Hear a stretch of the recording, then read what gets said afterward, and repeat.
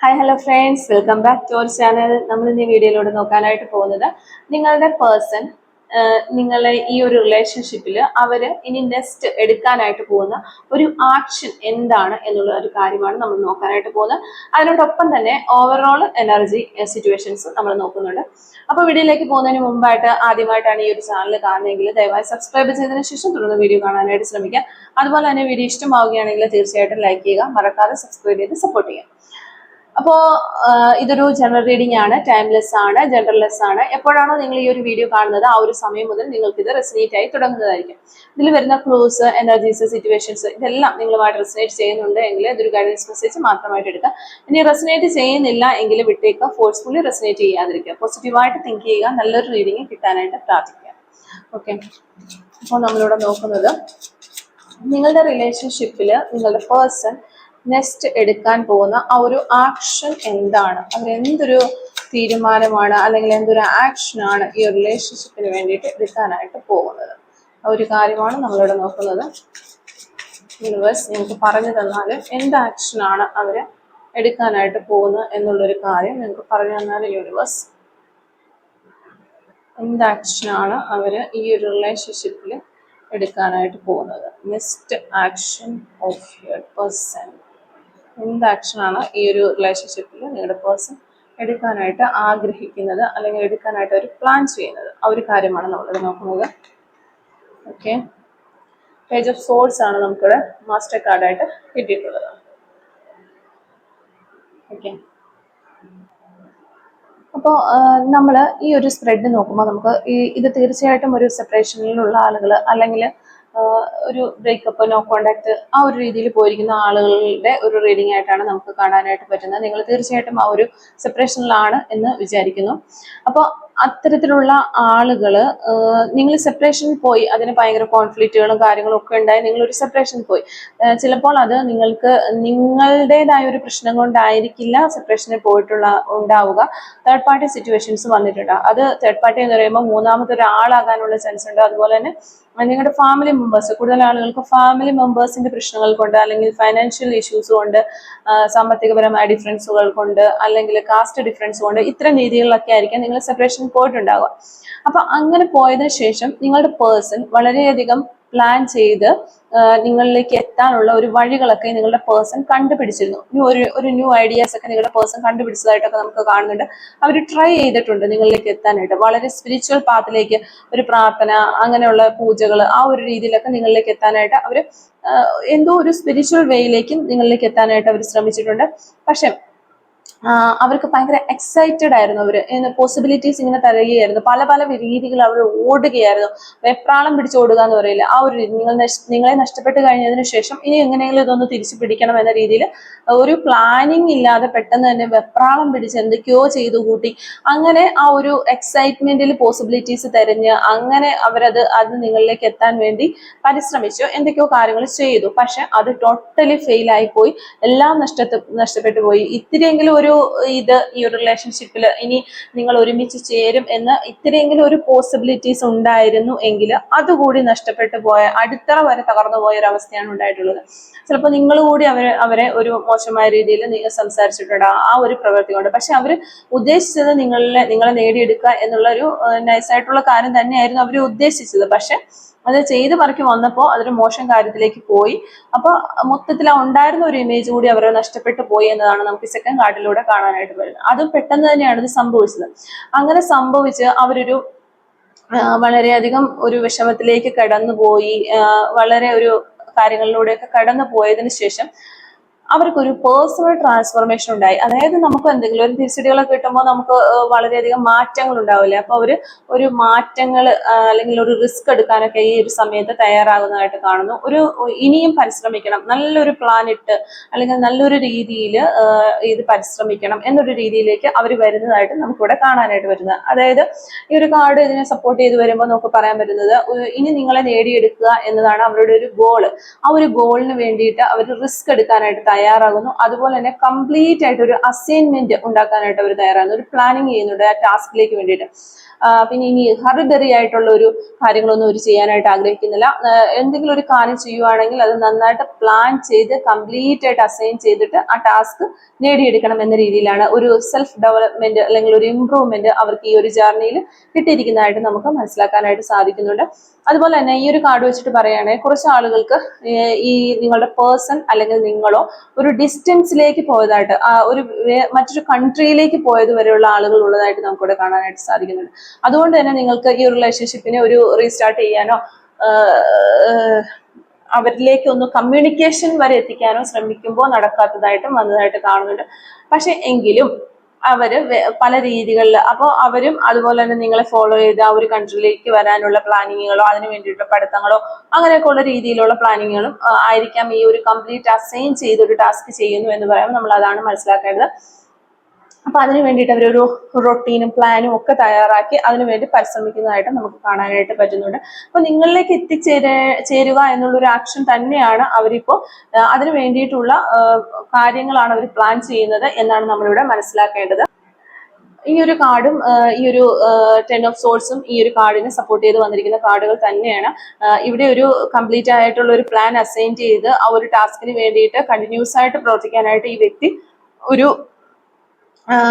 സക്സസിലേക്ക് എത്താൻ വേണ്ടിയിട്ട് ശ്രമിക്കുന്നതായിട്ടും നമുക്ക് കാണാനായിട്ട് വരുന്നു. ഇവിടെ ഒരു റിക്കവറിയാണ്, റീജനറേഷൻ, റീസ്റ്റാർട്ട് ഒക്കെ തന്നെയാണ് ഇവിടെയും കാണുന്നത്.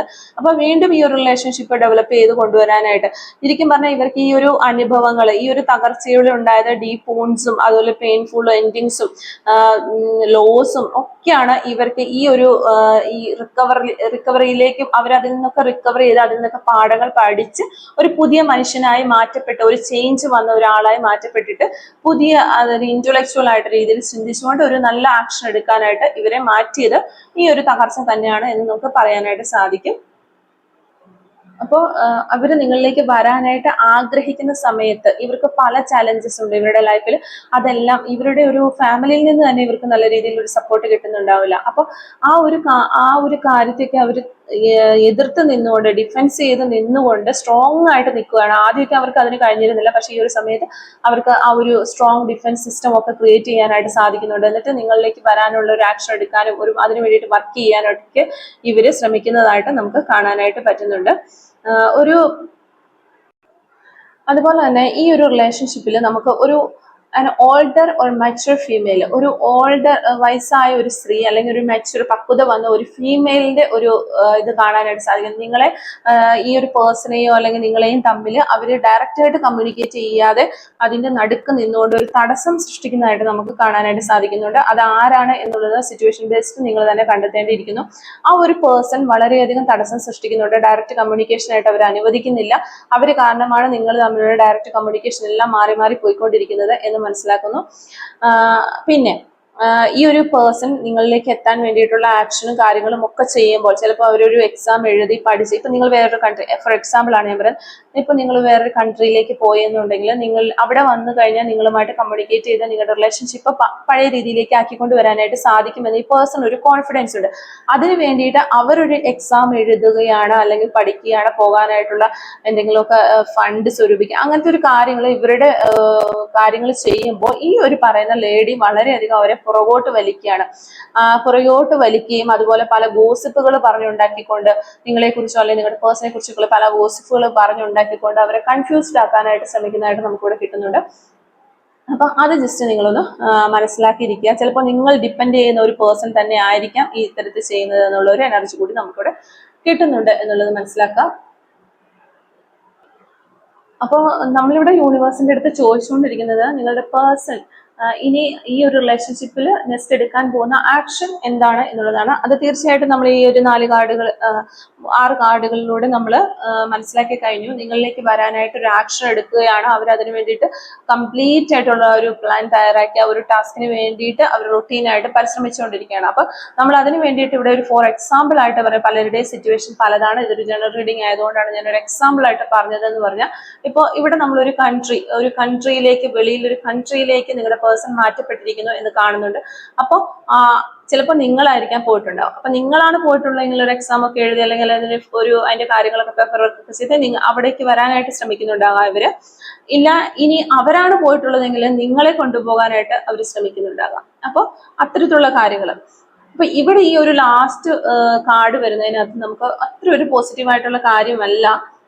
ഇവരുടെ ഒരു ആക്ഷന് ഒരു ഫലം ഉണ്ടാകും, അത് ഉറപ്പാണ്. അത് നമുക്ക് ഈ റീഡിംഗിൽ നിന്ന് പറയാനായിട്ട് പറ്റും. പക്ഷെ അതിന് ഇച്ചിരി ഒരു ഡിലേ വരും എന്നാണ് നമുക്കിവിടെ. ഒരു ഗുഡ് ന്യൂസ് കേൾക്കാൻ അല്ലെങ്കിൽ ഈ ഒരു പ്ലാനിങ് സക്സസ് ആയി എന്ന് കേൾക്കാനായിട്ട് നിങ്ങൾക്ക് കുറച്ചൊരു ഡിലേ വരും എന്ന് തന്നെയാണ് നമുക്കിവിടെ കാണാനായിട്ട് വരുന്നത്. എന്ന് കരുതി നിങ്ങൾ മനസ്സ് മടുക്കരുത്, അത് സംഭവിക്കും, എന്തായാലും സംഭവിക്കും.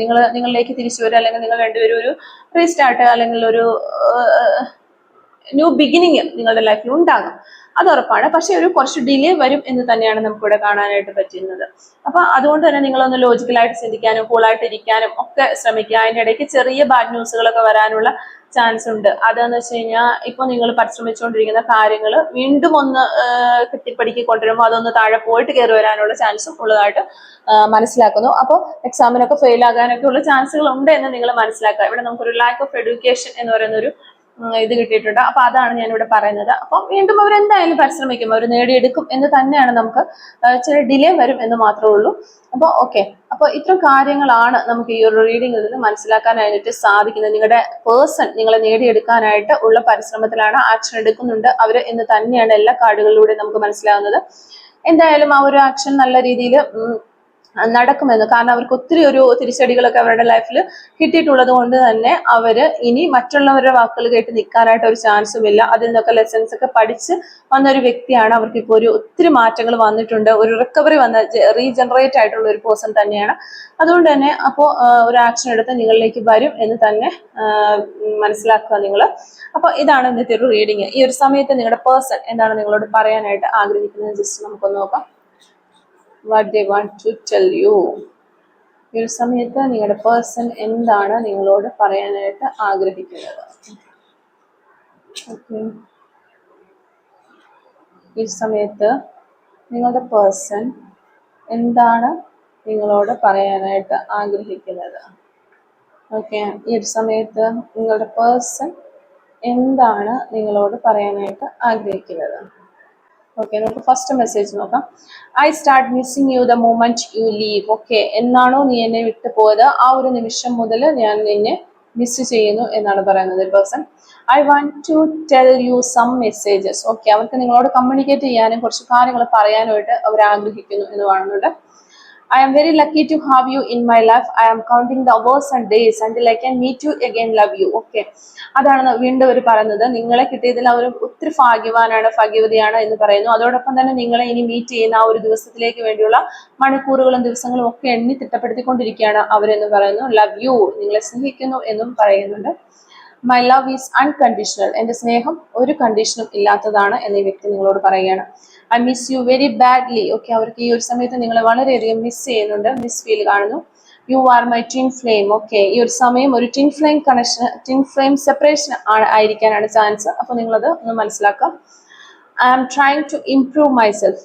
ഓക്കെ, അവർ ഒത്തിരി തെറ്റുകളൊക്കെ അവർക്കുണ്ട്, അവരത് ഇംപ്രൂവ് ചെയ്ത് വരാനായിട്ട് ശ്രമിക്കുന്നുണ്ട് എന്നുള്ളൊരു കാര്യം നിങ്ങളോട് പറയുകയാണ്. I'm waiting for the right time. Okay, അവർ പ്ലാൻ ചെയ്യുന്നുണ്ട്, റൈറ്റ് ടൈമിന് വേണ്ടിയിട്ട് അവർ വെയിറ്റ് ചെയ്യുകയാണ്. ആ റൈറ്റ് ടൈം വന്നു ചേരുമ്പോൾ അവർ നിങ്ങളിലേക്ക് വരും.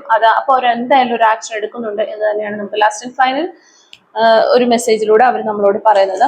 ക്ലൂസും കൂടെ ഒന്ന് എടുത്ത് നോക്കാം. Clues related to this reading. Okay, clues related to this reading.